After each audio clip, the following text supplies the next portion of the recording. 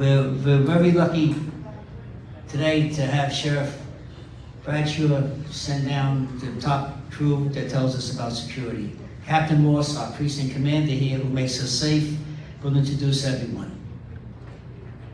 Thank you, Mike. Thanks for having us here. It feels so far away, so we might walk around a little bit. If anyone wants to move closer, please do so. First of all, for anyone that doesn't know me, my name is David Moss. I am the captain or the commander for West Boca, which of course includes Century Village West here.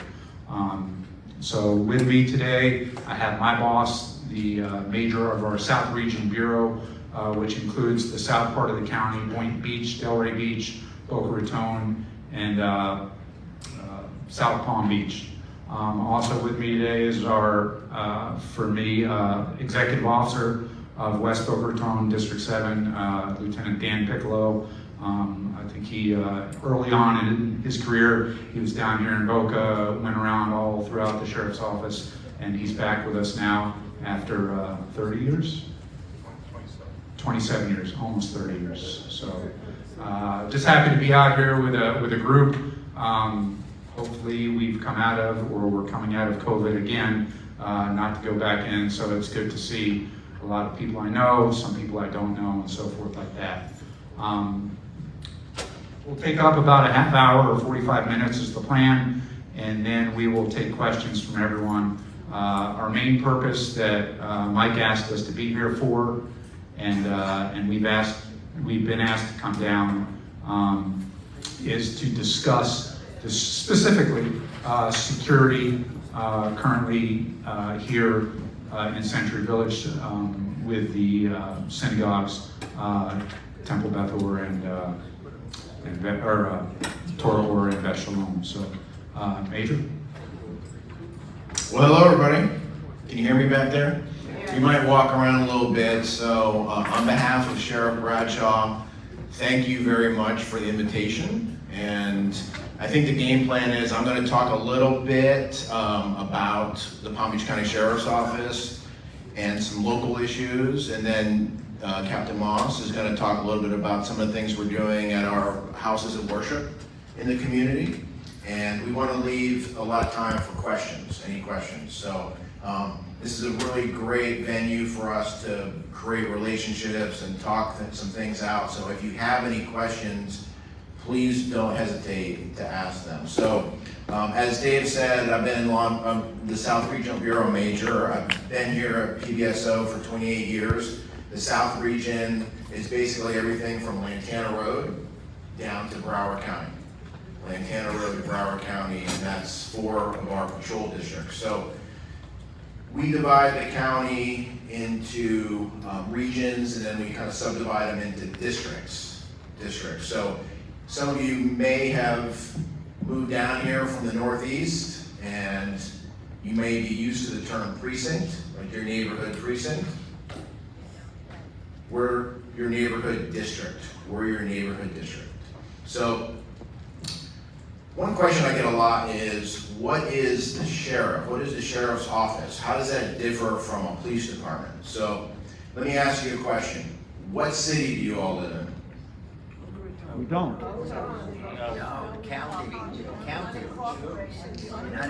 Very good, very good. So what I heard here was unincorporated. So you don't technically live in a city. You don't live in a city. You live in the unincorporated portion of Palm Beach County. About how many people live in Palm Beach County? We all do.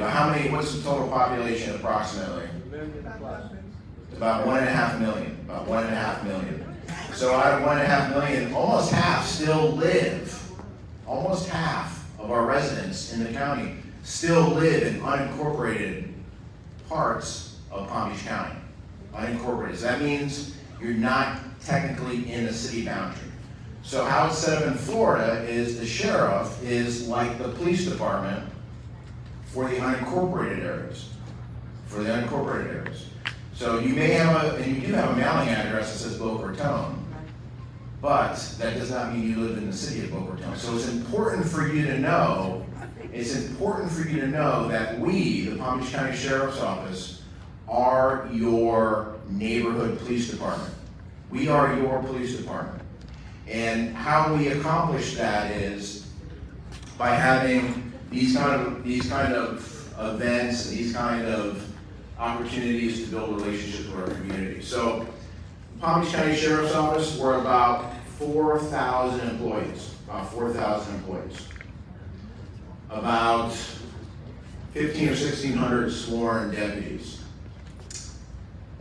That brings all the tools and the assets and all the things that come with a major, large, metropolitan law enforcement agency. Anybody want to guess how many police departments and law enforcement agencies there are in the country? Take a wild guess. How many police departments, state, county, how many do you think? 50,000?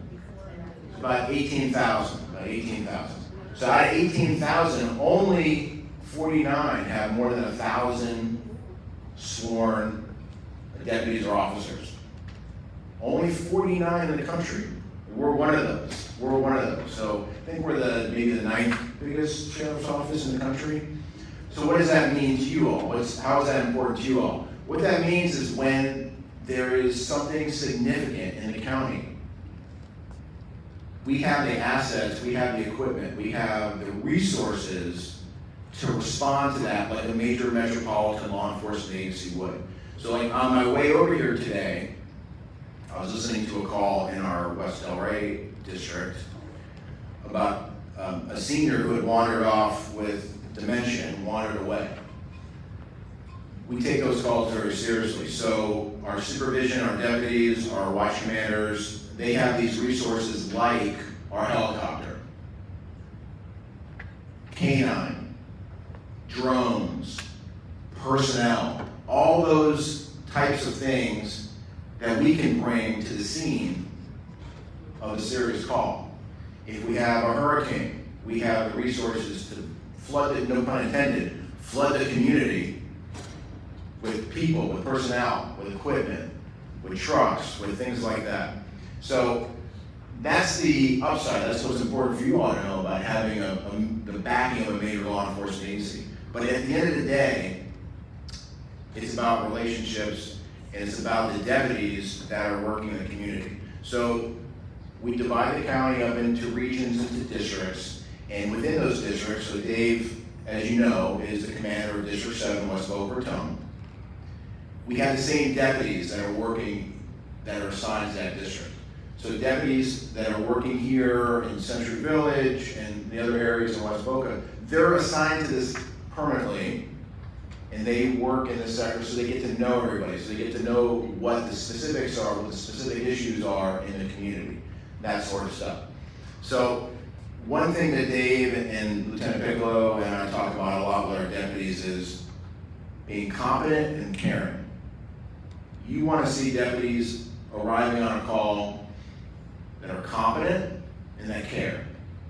So it's great to have all those tools and all those assets, but at the end of the day, it's about the deputies that are out on the street patrolling, the detectives that are following up on cases, all that stuff, that they're competent and that they care about what they do and they care about you all. And that's something that we are constantly harping on.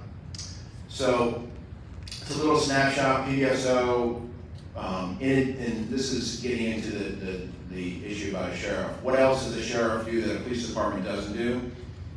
Jail, corrections, warrants, civil, courthouse, airport. These are all things that the Palm Beach County Sheriff's Office has responsibility over that a typical police department doesn't have. So that's just a little snapshot of PDSO. 1.5 million. We have about 39 cities in Palm Beach County, 39 cities. Out of those 39 cities, we contract with 13 to provide police service to those cities. So places like Wellington, Royal Palm, Belglade, Lake Worth, Beach, we provide police service through contracts for them. So we have 20 patrol districts, 13 of which are cities.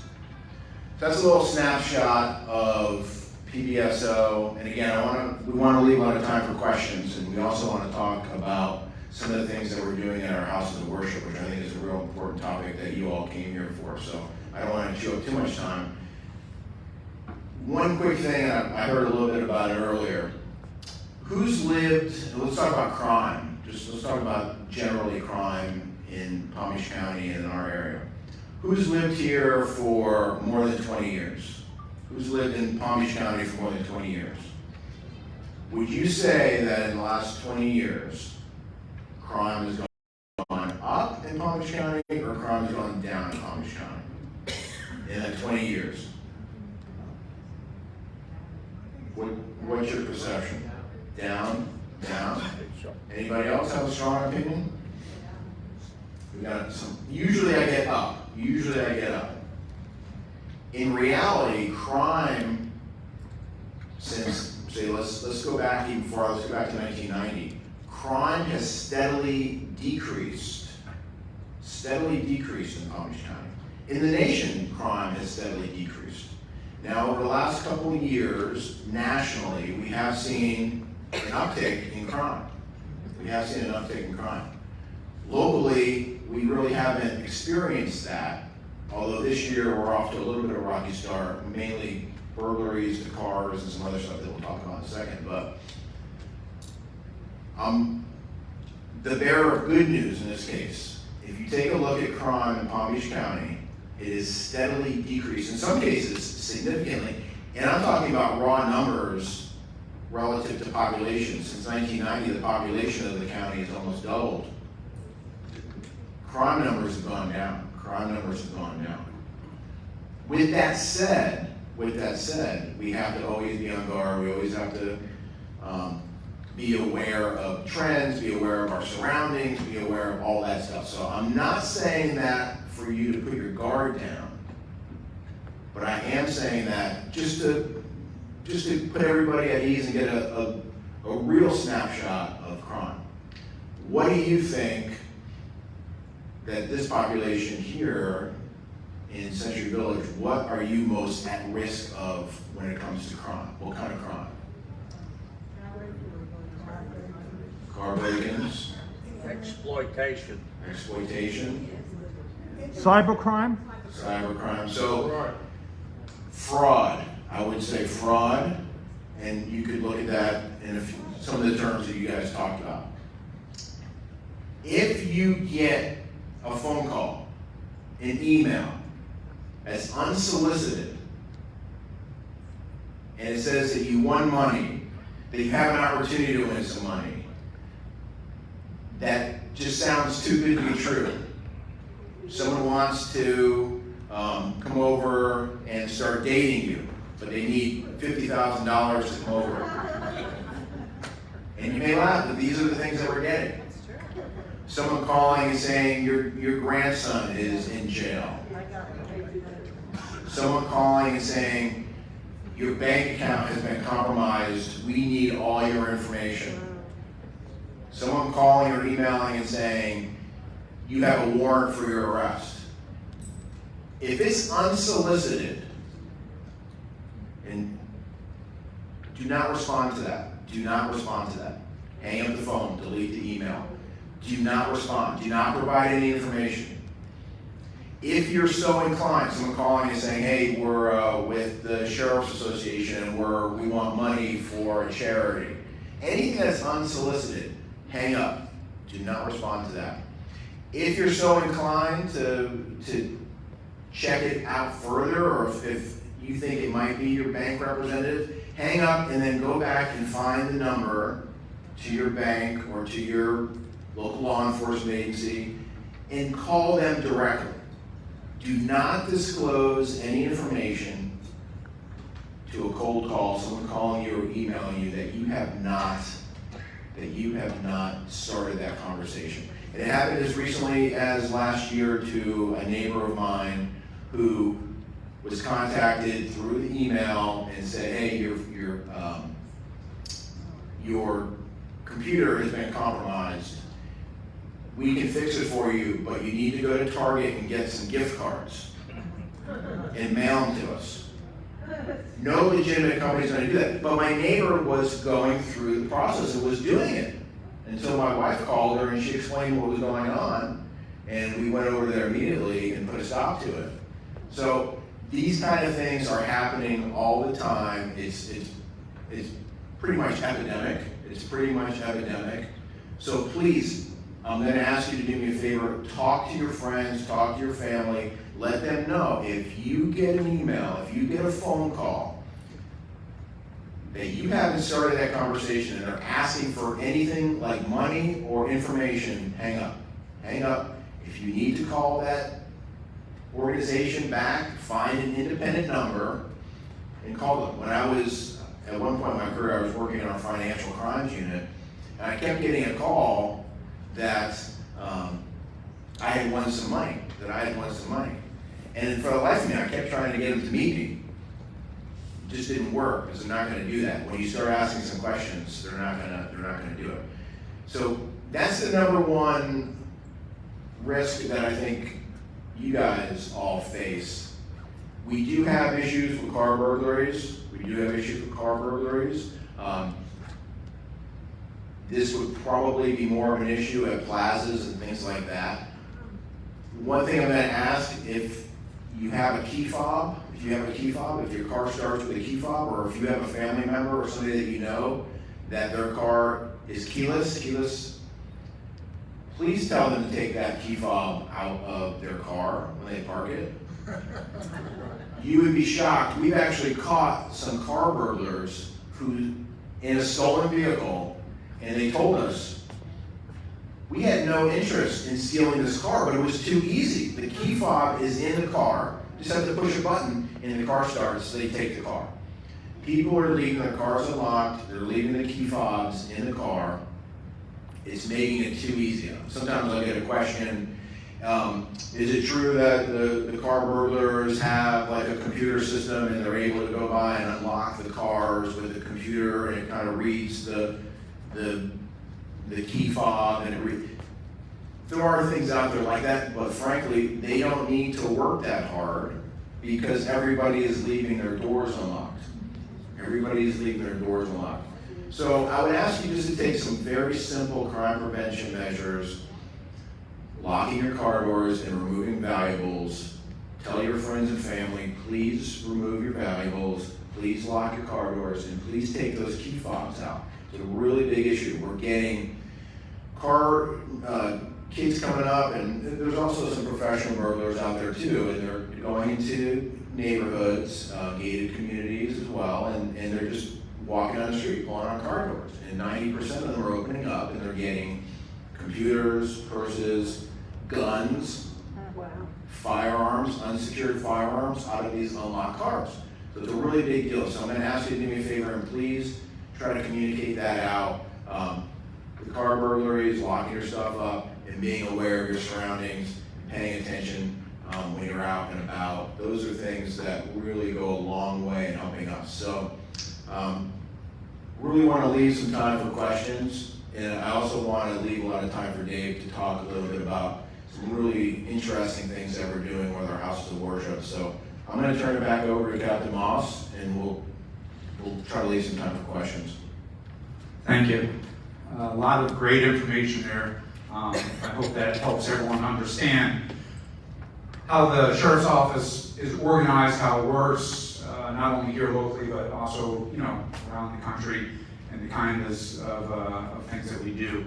I guess on part 2 of this presentation for everyone, and specifically, I want to talk about what the Sheriff's Office, what we're doing for the safety and security of our local houses of worship, and not only within the houses of worship, but anything directed toward any kind of hate crimes, whether it occurs, let's say, at a synagogue, or it could occur anywhere within the community, shopping plaza, etc. The Major Keene talked about the resources that the Sheriff's Office has. A lot of times you'll see stuff on the news, and you'll wonder, well, what is happening to keep me safe? When I go to synagogue or when I go to shopping plaza and stuff like that. And there's a lot behind the scenes that you might not see, or that you don't see, point blank. But we pay attention, we 24 hours a day, 7 days a week. We have people looking on social media, seeing what the current threats are locally, globally, nationally, and so forth like that. And we're constantly chasing down different information, different types of cases. I'll give you a few examples of cases today, and the kinds of resources that we put forth toward those. And some of them are very serious, and these are things that you will never hear about in the news. But you have to understand that when you're concerned and say, well, is someone really out there watching these people or watching these organizations or these extremist groups, et cetera? And the answer is yes. So some of the things that the Sheriff's Office does is that we do have a full-time fusion center that identifies and stops threats of terrorism using real-time intelligence. That means that if something occurs, across the globe or across the country, and it might not be something that's on the news, but it's information that another agency gets, we are on top of it. We are linked in, so to say. We have a strategic intelligence unit that operates, again, 24/7, and they comb all these social media sites, what's trending. You'd be surprised. It goes, and I don't know because I'm not into it, but it goes so far beyond Facebook and Instagram and stuff like that, where these organizations are targeting kids and youth and people that are vulnerable through video games and video game chats. They have these whatever kinds of games, wartime games and stuff like that, and they'll throw in, extremist hate speech and then get people to join up. It's unbelievable today, as opposed to what it was 50 years ago, trying to recruit members into an organization and so forth. The sheriff is the chairman for the Southeast region of the Domestic Security Task Force. He's also a member of the executive board of the FBI Joint Terrorism Task Force. So we have direct interaction with everything that goes on, again, in Washington, D.C. Some of our contacts, our best contacts, believe it or not, is through NYPD, because they have a superb research center and organization in terms of dealing with terrorism and hate groups and so forth like that. I don't know if anyone in here is from New York, but there's probably a few, and they do a great job. There you go, there's one. So one of the other things we also have, and that's really groundbreaking, is our behavioral services unit, and it's kind of split off into our targeted violence unit. And what it deals with is, a lot of these people that commit these crimes, if they're lone wolves, if they're, let's say committing an arson at a house of worship or something like that, they have, behavioral issues beyond just being part of a hate group or something like that. And our targeted violence unit is able to, number one, determine whether or not a crime has occurred. If someone sends something, let's say, to a website of a synagogue, and is it hate speech? Is it a threat? Is it an electronic written threat, etc.? And they're able to go out and meet our suspects, hopefully, and then make a determination on to whether or not they should be in jail, if they should be getting mental health treatment, or both, and so forth like that. So later really in 2021, for District 7, West Boca Raton, we started a House of Worship safety program. And I know there's a few people here from our synagogues here in Century Village. And what that really means is it opens up more lines of communication between law enforcement and our houses of worship. And how do we do this? Is we, in the past, if there was a problem, let's say at the synagogue, they would call the sheriff's office, they would get a random deputy who would go out and take a report or meet with them and take care of business. Now we've assigned deputies on a volunteer basis, liaison deputies, and they should, be meeting with, and contacting with, and emailing with, and having direct communication with their assigned synagogue for Torah Or and Bet Shalom, It's the same individual, which only makes sense. Deputy Kevin Moss, no relation to me, and they, stay on top of stuff if there's a question, or they want to, let us know of an event that's going on, let's say for the upcoming holiday and so forth. So we're aware and we can provide extra patrol. We do all that. So that's really what the program is, kept simple. Also, it keeps all of our security personnel for the synagogues and churches. And in case anyone's wondering, we have about 30 different houses of worship here in West Boca Raton, okay, to include the 2 here right in Century Village. And about half of those are churches, half of those are synagogues. We have no mosques, but I think there is one in West Del Rey. So it includes everyone, in case anyone was wondering. But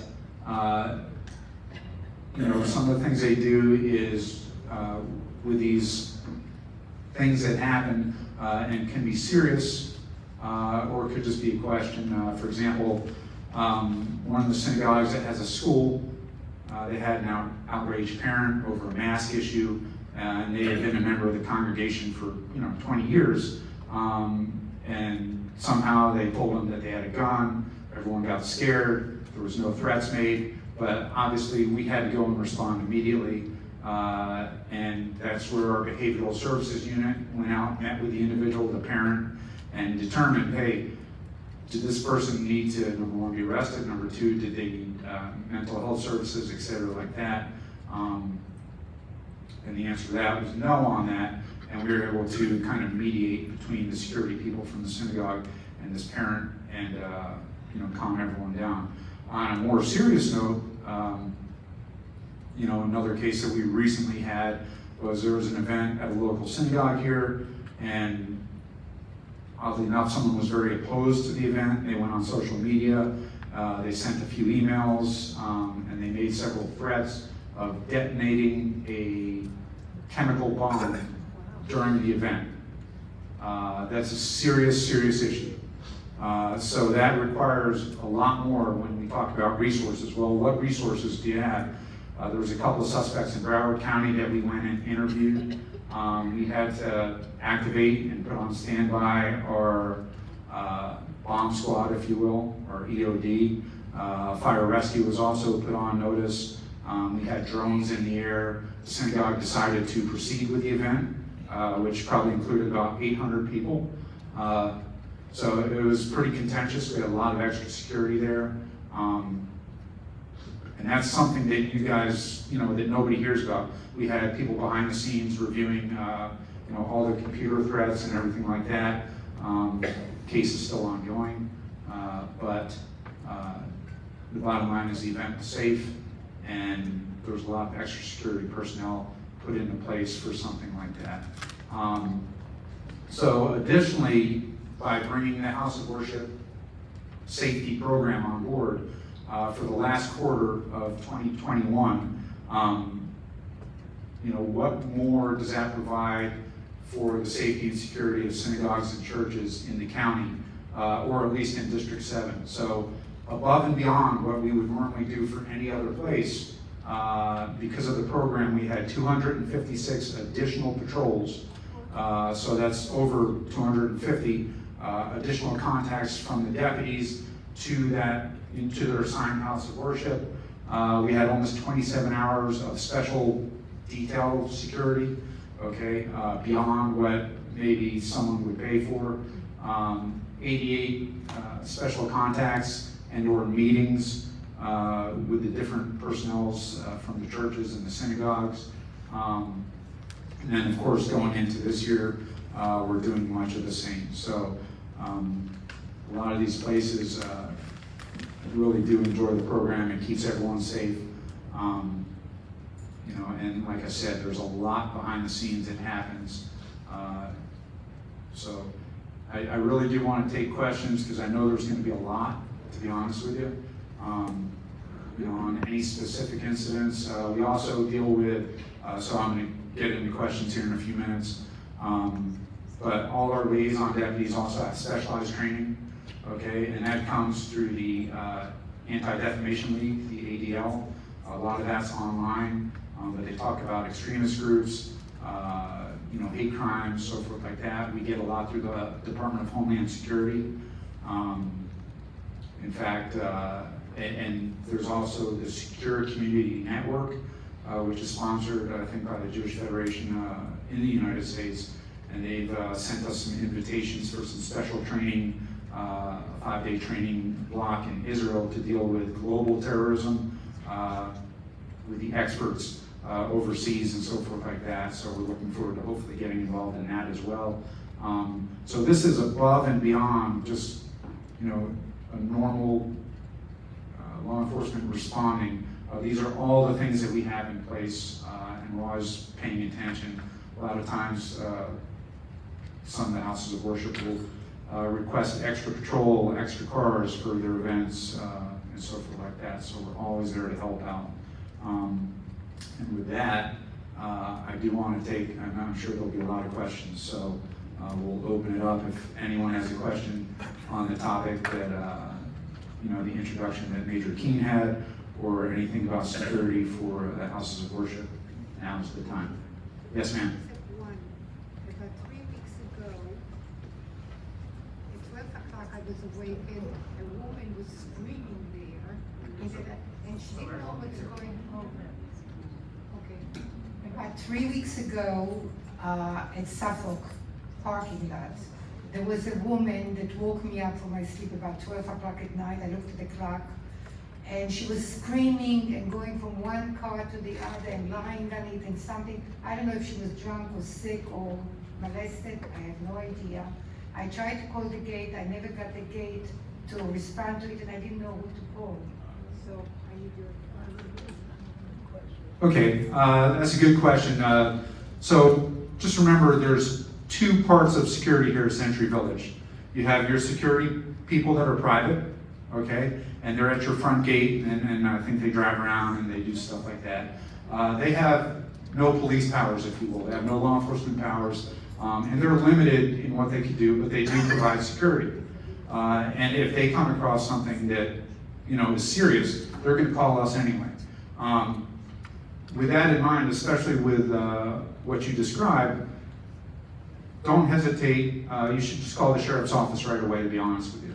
And from what that sounds like, you could even call 911. We have 2 numbers, 911 or the non-emergency number, which is 688-3400. We also have an app for your phone called Connect Protect app, and you can send the app or send us, your inquiry or your call. You can also, and I just found this out, you can text 911. So if you get on your phone, and let's say for some reason, you have laryngitis and you can't talk, you can text 911 and that will come to us and they'll dispatch that as a call. So keep that in mind. So in that instance, the best thing to do, yes, is call us. Now, if you have a question about a specific incident, like what the outcome was of that or something like that, I have no idea. But that's a great example as to who you should call and when. Because my instinct is to run out and to see what's Yeah, don't run out, don't get involved, just call us. We work 24/7. We always have people there. We're not like the fire department where they're waiting for a call. We're in the area. In the daytime, we have specific deputies, like Major Keene brought up, assigned to Century Village area, which is in their sector. And at nighttime, we have those same deputies, so they're familiar. And when you call out with your address, we'll know where to go and what to do. The email address? No, well, you can text 911. It's called Connect Protect. So if you go to the App Store or Google Play and you type in Connect Protect, and you'll choose the one for Palm Beach County Sheriff's Office, and it'll walk you through. You'll set up your settings. It has all kinds of stuff like crime alerts on there. It allows you to send a picture. Let's say you had a picture of this person and you put it on your phone and you can send it to us through the app. as a file and video and everything else like that. So it's pretty useful. You know, but if you have to, the easiest thing to do, 911, it's quick. You don't have to mess around too much. So that's great. Another question? Yes, ma'am. Thank you. I was hoping to hear something about what our behavior should be in something like an active shooter situation, as at Fort Lauderdale Airport, or recently the Texas synagogue, where, as I recall, the young rabbi, he was so pleased with the training that he had had in how to behave and how his congregation should behave in an active shooter situation. Thank you. So each situation is different, and each synagogue or church is different too. Some of the things that we've asked our houses of worship to do is to review their emergency response plans. The basic premise of an active shooter for a civilian is going to be the run, hide, and fight scenario method. We have online training. It's about a 15-minute video on the Sheriff's Office website on the run, hide, fight protocol and the training like that. And what we ask the houses of worship to do for their membership and for us is to review their site plans, their response procedures, because everyone's points of exit and points of entry are different. Their membership is different. They might have an older congregation, they might have kids. So every place is unique into how they should respond, but there should be a plan of action. So I don't know if you're a member of a specific congregation here or somewhere else, but those plans should be reviewed within the synagogue and within the place of worship. We also have, with our liaison deputies, are people that will do site surveys and go over these things and the safety issues, and meet with the synagogue's membership, the security and stuff like that, and come up with the best plans of action, if you will, in terms of their layout and how they should respond and things like that, and what should happen, with different scenarios. The one in Colleyville, Texas you referred to, I believe they even had drills that they had done in the past. Something happens, everyone goes out, door A, and or, the other scenarios and stuff like that. So you're saying it would be up to the individual house of worship to have a plan in place, but how about if you're, say, in Fort Lauderdale Airport the day that someone went crazy, or in a movie theater, or out in a mall? What should our behavior be at that point? Yeah, again, there's no one scenario that you can do A, B, and C. But I would invite you to go online and watch the Run, Hide, Fight video. And that will give you an overview on if you are, in a McDonald's, in a movie theater, as to what your first plan of action is. It's almost like being in an airplane. When they brief you on each airplane where the points of exit are, what to do if you're flying over water, et cetera, et cetera. So each thing is going to be different, but the basic premise of the Run, Hide, Fight scenario will still be in play. And when you get to these places like a movie theater, for example, or a shopping mall, or whatever it is, or the parking lot when you're going to park your car, maybe at a shopping plaza and stuff like that, be aware of where are my points of exits if I'm sitting here. If I'm sitting here in this room in Century Village and someone were to come into that door, okay, and they were promoting violence or some kind of threat, what are you going to do? Which way are you going to go? Do you have the ability? Is there a staircase in front of you? You might not be able to run up the staircase. Is there an elevator? Is everyone going to be trying to pack into an elevator? Is there a place to hide that if I can't make it out, okay, run might not be an option. Where am I going to hide? Is there a room that I can get into and barricade the door? These are things that you would, think about in every different situation. So I hope that answers your questions. Fred? Yes. First of all, Captain Morse and Major Keene, thank you very much for coming down and please extend that to the sheriff. You mentioned two aspects to security here, the private force that we pay and, of course, the sheriff's office. But there used to be a third aspect of security called the Citizen Observer Patrol, or COP, which is staffed by volunteers, some of whom are residents, some of whom are actually in this room. Now, for the last couple of years, because of COVID, the program was suspended, I understand that. But about a month ago, it was resumed in virtually every sector of Palm Beach County. Now, we don't have it here, and it's my understanding, having spoken to some of the drivers, that the reason we don't have it here is that there was a dispute between an official of Cobrua and the sheriff's office as to the deployment of these cars. The sheriff wanted the car to be shared in and out of the village. The Cobrua official insisted that it remain in the village. As a result of this dispute, we have zero protection. In my opinion, half a loaf is better than none. Now, I don't know what it would take. This program is, by the way, funded by our taxes, is that correct? The COP program? Well, the entire. Correct, the whole county, wait, just yes or no? Yes, right? So my question is, why are we paying taxes and we're not benefiting from the tax money? And what can we do to mend this feud between Cobrua and the sheriff's office and get these patrols restored to Century Village? It's an important deterrent. They are the eyes and ears of your department, and we really sorely miss them. Thank you very much. Thank you, Fred. So, if I hear your question correctly, is what could you do to re-implement the Citizens on Patrol? Okay. Observer Patrol. Citizens Observer Patrol. And it is a great program. We do have it here in West Boca Raton. We have a rover unit of over 20 to 30 different Citizens on Patrol. They go everywhere, and they're welcome to come into Century Village if Century Village has them, or allows them in.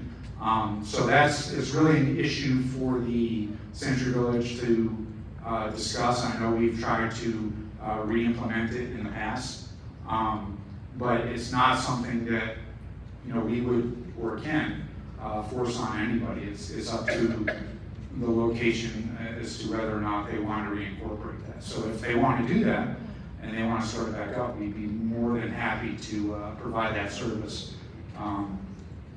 Yes, sir. Palm Beach County wants these volunteers to go outside the community. Exactly. Can't hear. So his question is, why would Palm Beach County want volunteers to go outside of the community? Well, when you volunteer in the Citizens Observer Patrol, there's a lot of different aspects of the Citizens Observer Patrol. It's not just contained to one homeowners association, whether it be Century Village or Bellagio or Valencia Shores or anything like that, because a place like Bellagio has it. So, like Fred said, all of the taxpayers in Palm Beach County pay taxes. And therefore, everyone is to benefit by the thousands of volunteers that we have that help out the residents of Palm Beach County everywhere. So volunteers are everywhere. In fact, we use them exclusively to talk about, we spoke earlier about the issues of fraud and so forth, where people are sending emails trying to get money and stuff like that. We have a whole volunteer unit that discusses that, and they're experts in that, and they'll come out to your group here in Century Village, or anywhere in the county, and help out and direct people as to how to stay educated and not become a victim. We have volunteers that will go to major accident scenes, and they'll be out there for 8-10 hours, could be jogging Lake Worth Road, and they help directing traffic, so they help the entire county. It's not specific to just one small location. And because they are funded by the county, they have the ability to go everywhere. So yes, ma'am. There is a gun store across the street. What are the requirements in the state of Florida to buy or own a gun? Right, so the question is there's a gun store across the street, and what are the requirements for firearms? It's a very long statute, which you can look up under, you know, I'm not gonna go into all the different things, but the gun laws in Florida are, you know, pretty specific as to who can buy and sell guns and stuff like that. And if you walk into the gun store and you want to buy a gun, they're gonna conduct the required background check on you. They should by law, okay, and make sure there's a long laundry list of things that you know, you can be a convicted felon and buy a gun, etc. So those kinds of things. You know, that's what I can tell you. If you really want to see the specifics as to what the requirements are, you can go online and find that out. So, yes, sir. Over 21 and more.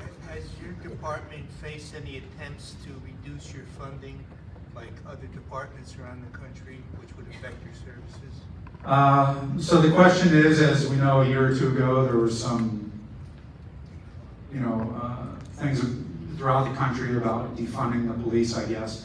And your question would be, you know, has the sheriff's office seen any defunding of the agency? And I would have to say no. That the residents of Palm Beach County, you know, I think realize the importance of law enforcement and us being able to do our job. And, you know, we get great support. And I tell, you know, all the deputies out here in West Boca, and really the whole county is, you know, I have friends nationally in law enforcement in other places of the country. And we are treated here from our residents with such great respect and appreciation that we have to reciprocate. You know, and you know, show our appreciation of the citizens as well, because it's a partnership. You know, we want to do our job, which is to protect the citizens, and at the same time, I think the majority of the people in Palm Beach County want to be protected as well. And that's why in this county, you know, we do so well, as opposed to maybe some other areas of the country. So, thank you. Yes, sir. Try and get to everyone.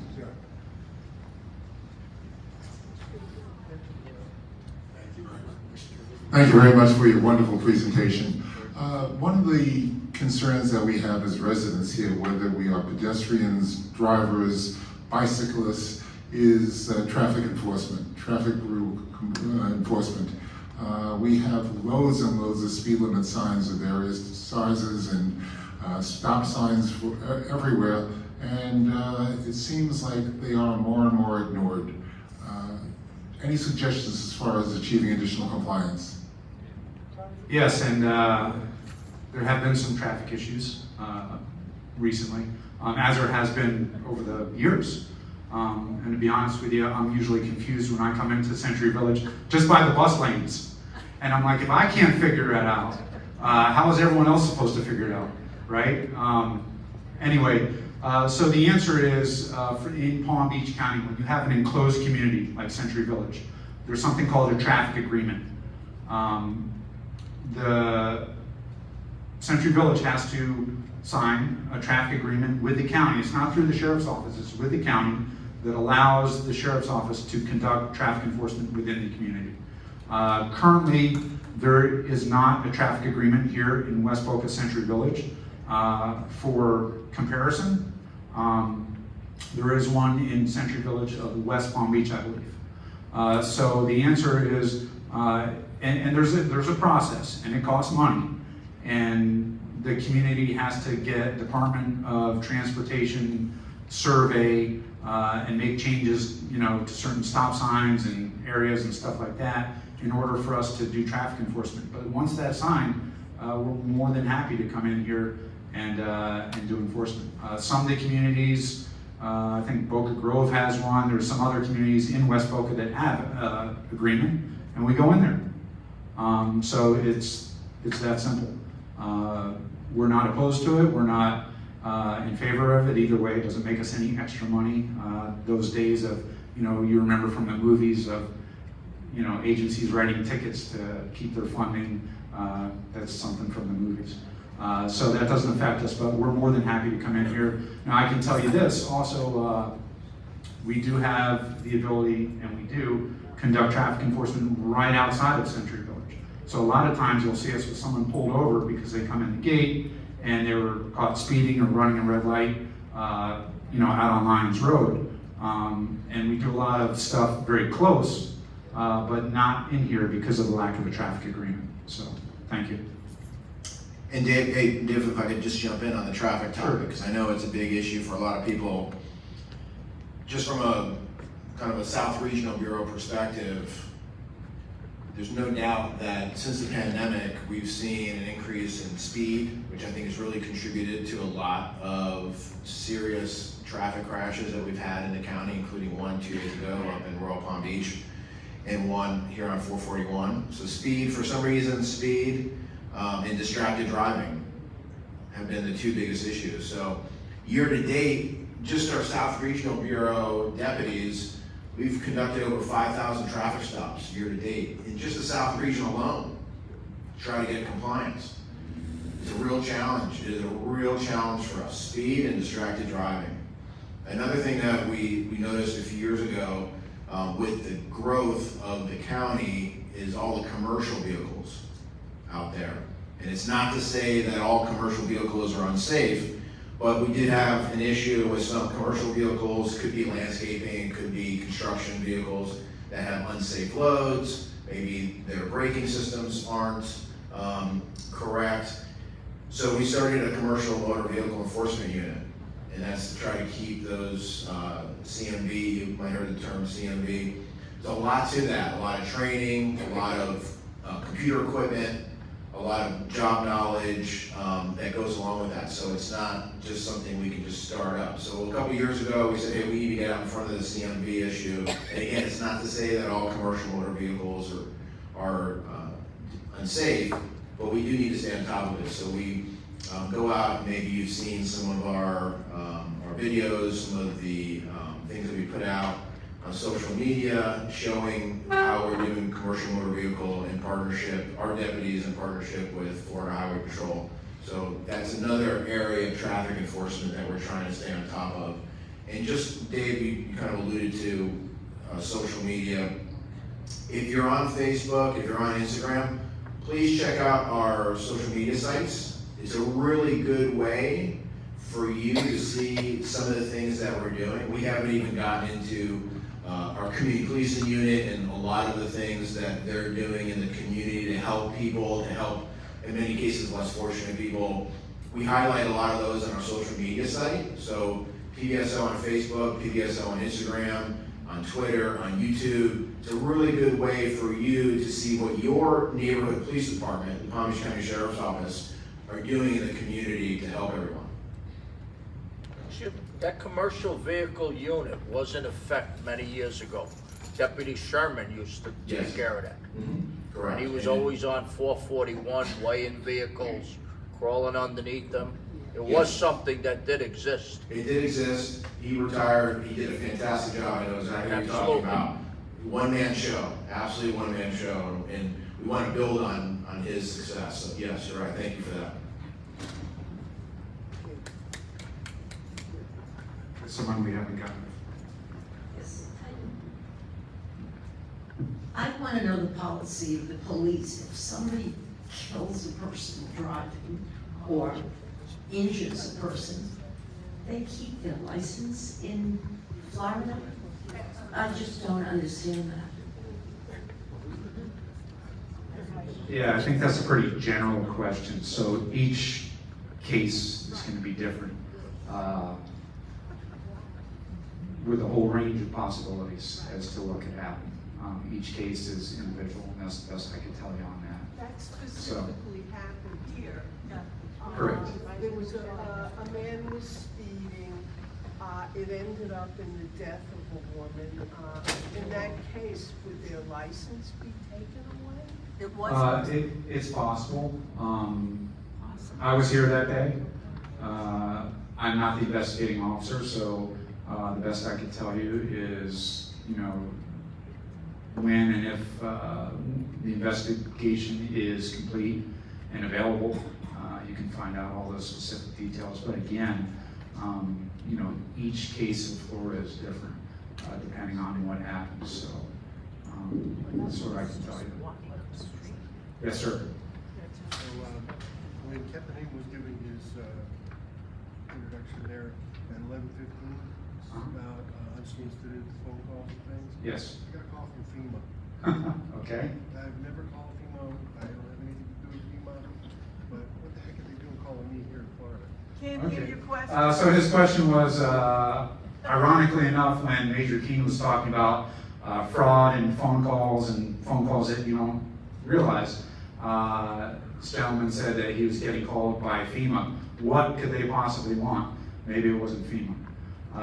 And then the advice of don't answer it and don't respond would be exactly what to do. Unfortunately, probably like everyone else in this room, I get them all day long, either from car warranties, I mean, you name it.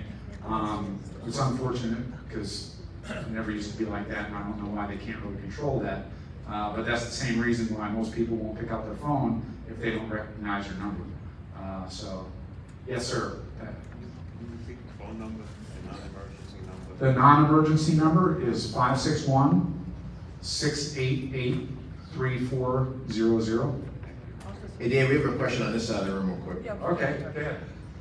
Sorry. Possible for us to have the training that you suggested, run, hide, and flight, here at Century Village? Yes. Short answer is yes. Yeah. As you can imagine, the pandemic really put us behind with some of the training and some of the community outreach. But yes, we are getting back into that, and we can coordinate that here. Absolutely. Thank you. We got a couple more, and we're almost at the hour mark. So.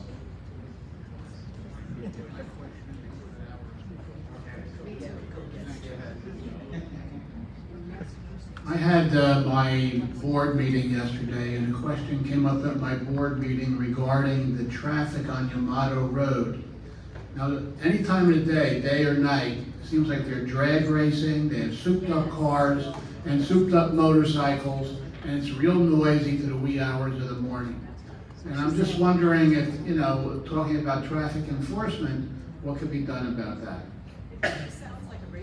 So yeah, couple of answers to that. And you might wonder, you know, if you're up at 1 a.m. and you hear those loud mufflers and they crack and pop and do all that, you're like, what is anything being done about it?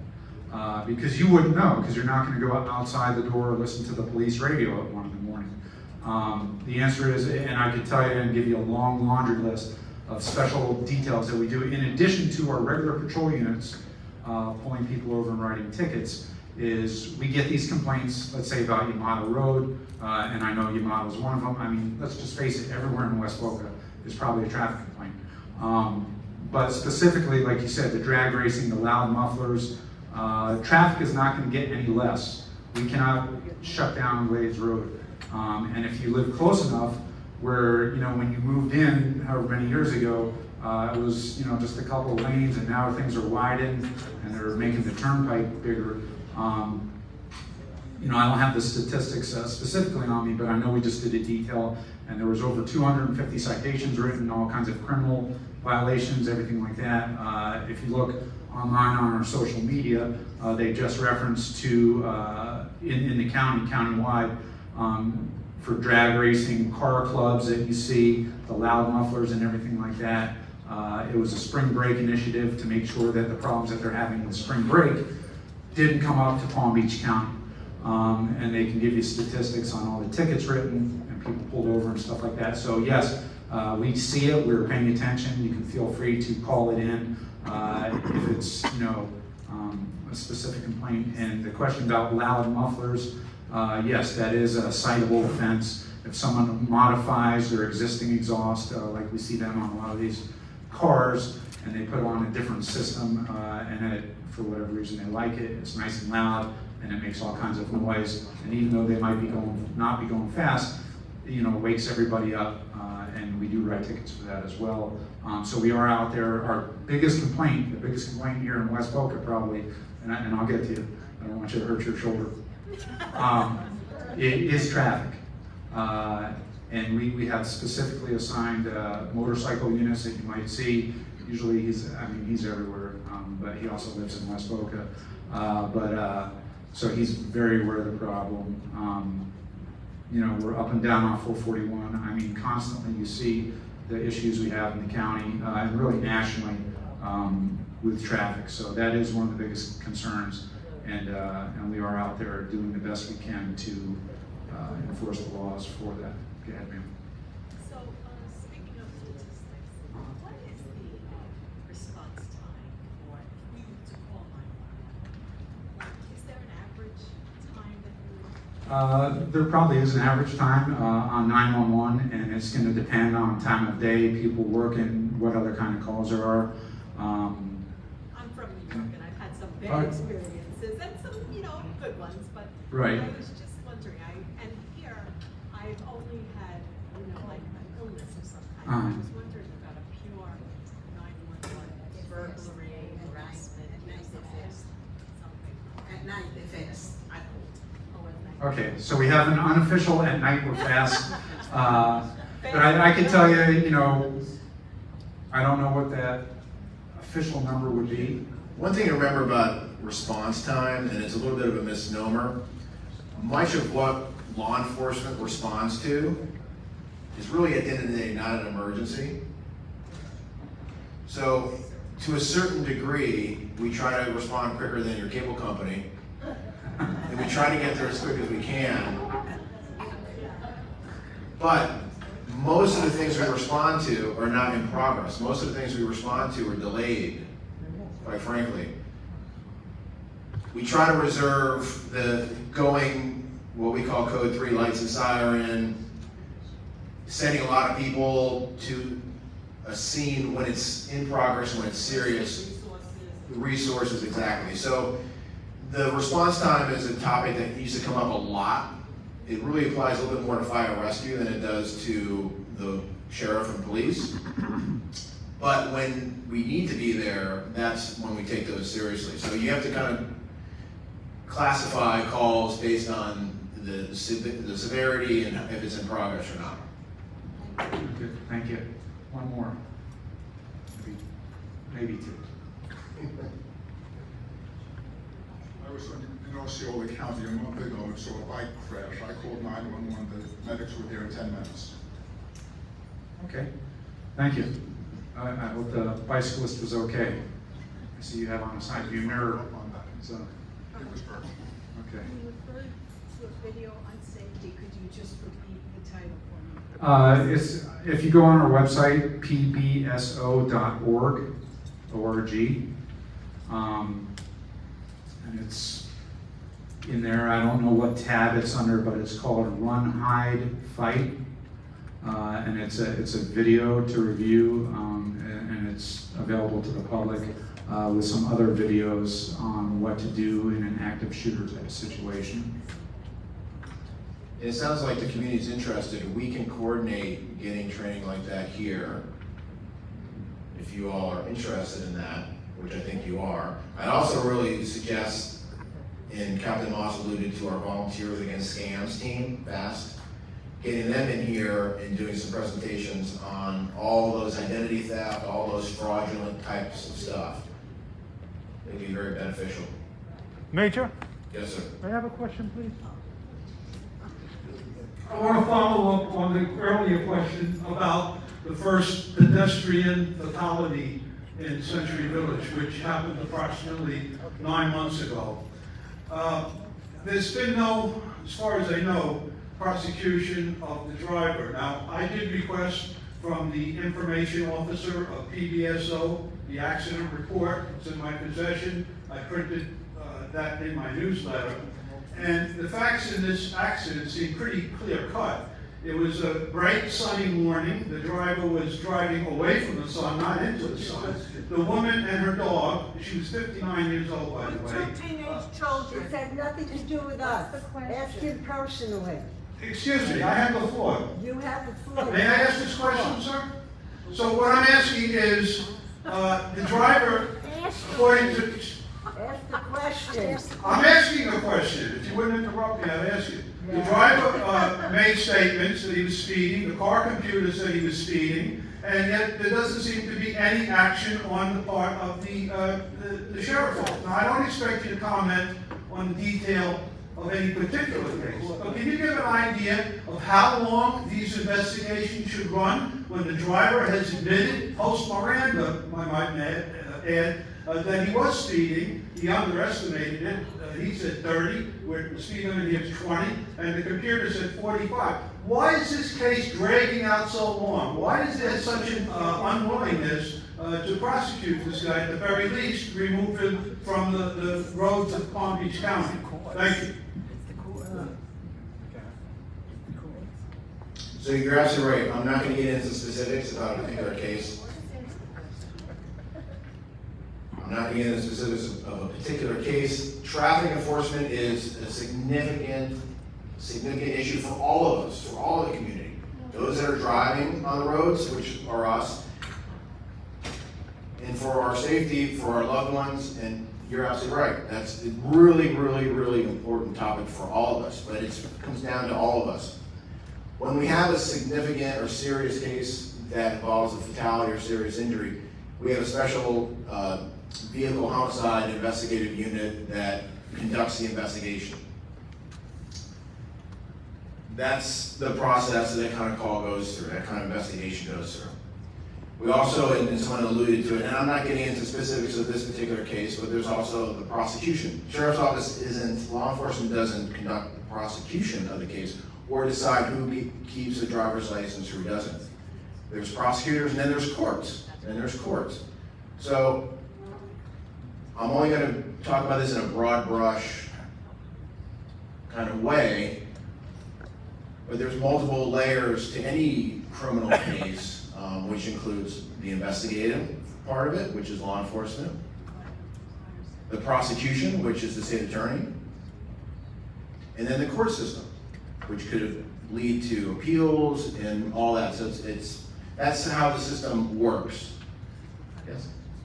Thank you. I know this guy's been waiting a long time for the mic, so. Yes, sir. I'm sure you're aware of the case in Texas where the 13-year-old was allowed to drive a pickup truck and picked up 6 or 7 people, and they all were killed because a 13-year-old was allowed to drive. I see very young kids driving down here. Is there an age requirement? Is it 13, 14, 15? Can a 13-year-old kid actually drive?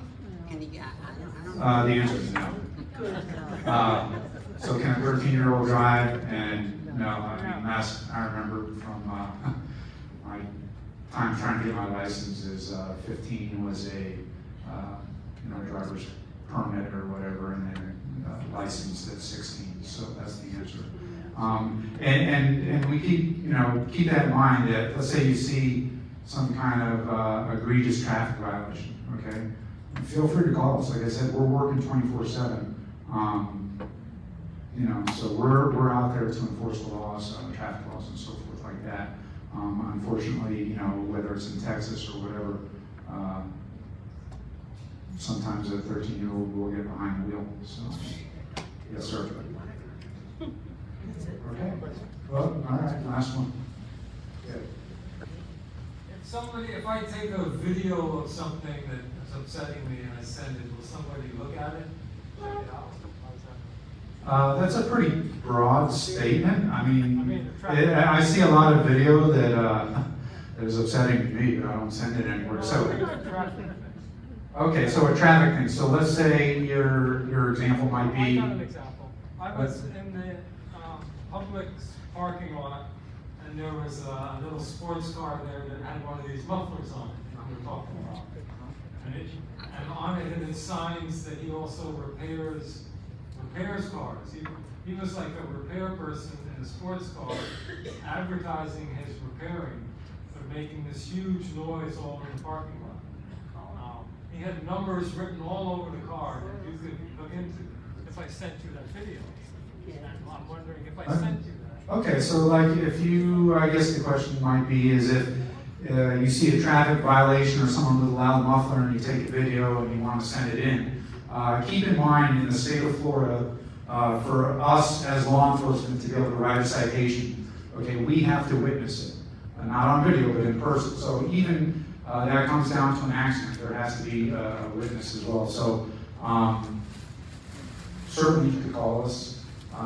And if you think it was significant that there was some number on the car, that's fine. But let's go further with that example, and I see a video that you sent me, and there's a super loud muffler, clearly in violation, and it has the guy's phone number on it, and I go to his house. I can't write him a ticket based on your video. That's the bottom line. But let's say the guy goes into that parking lot every day because he wants to drum up business, and you know he shows up between 1 p.m. and 2 p.m., and that's when he violates the law with his loud muffler, and you want to see if someone could be there, to do some traffic enforcement for that person and or anyone else with some traffic violations. We can try and be proactive and get out there ahead of the curve, and when there is a violation, to go ahead and witness it and then legally write on the citations. So, thank you. All right, well, that will conclude. Thank you everyone for staying so long and for all your questions. I hope you got some good information, and thank you very much. Thank you. Once again, thank you, gentlemen, for coming. I'm going to call the sheriff personally in about an hour and tell him thank you very much for coming. Very informative. Thanks again. Thank you.